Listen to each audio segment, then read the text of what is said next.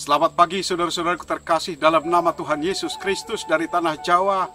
Saya sampaikan firman Tuhan untuk kita pada pagi ini dari Filipi 4 ayat 6. Janganlah hendaknya kamu khawatir tentang apapun juga, tetapi nyatakanlah dalam segala hal keinginanmu kepada Allah dalam doa dan permohonan dengan ucapan syukur.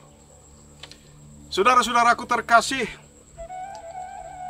memang sangat mudah untuk mengatakan janganlah khawatir akan hidupmu, akan apa yang hendak kamu makan dan apa yang hendak kamu pakai.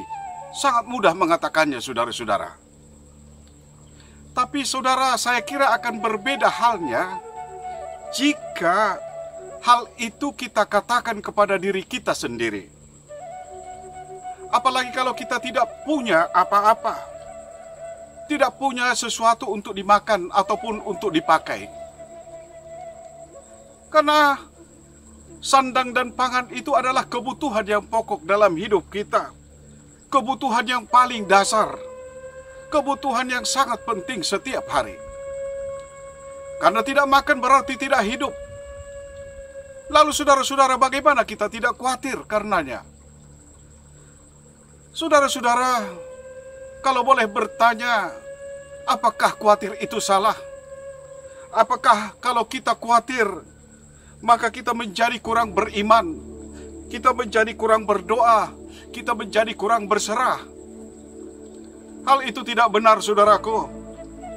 Alkitab menceritakan bagaimana Abraham, bagaimana Yakub, bagaimana Elia, bagaimana bahkan Tuhan Yesus sendiri pernah khawatir ketika dia berdoa di Taman Getsemani pada malam itu.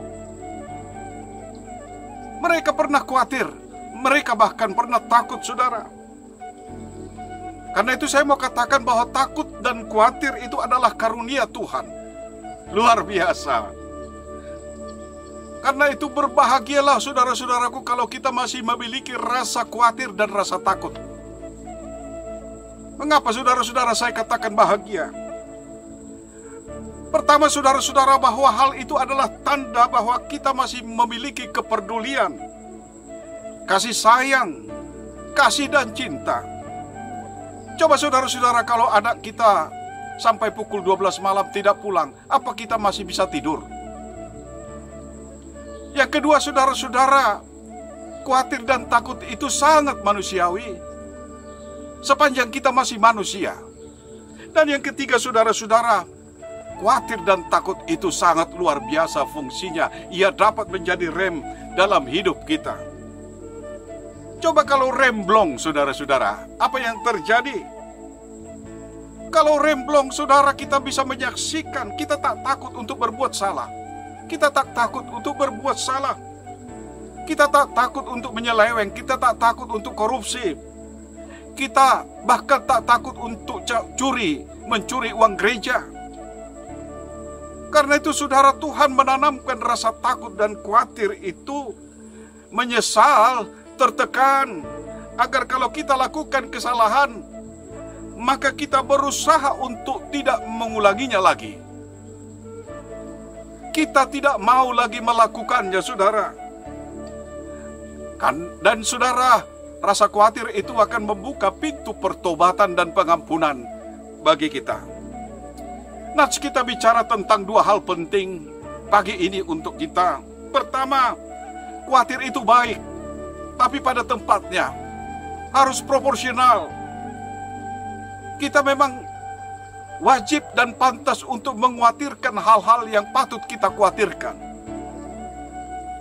Atau sebaliknya, kita tidak boleh khawatir untuk hal-hal yang seharusnya kita tidak perlu khawatirkan. Tapi saya mau katakan, inilah penyakit yang paling serius dalam kehidupan modern sekarang. Segala macam dikhawatirkan. Tuhan Yesus pernah mengingatkan saudara agar kekhawatiran akan kebutuhan hidup tidak justru melebihi kekhawatiran akan hidup itu sendiri. Coba kita lihat. Karena khawatir, lalu apa yang terjadi?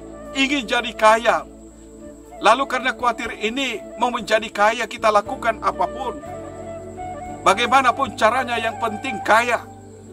Karena khawatir, saudara, tidak memiliki jabatan, maka kita melakukan apapun agar kita memiliki jabatan, mempertahankan jabatan, apapun dilakukan, jual diri, melacurkan prinsip, mematikan nurani dan menginjak-injak kebenaran dan keadilan.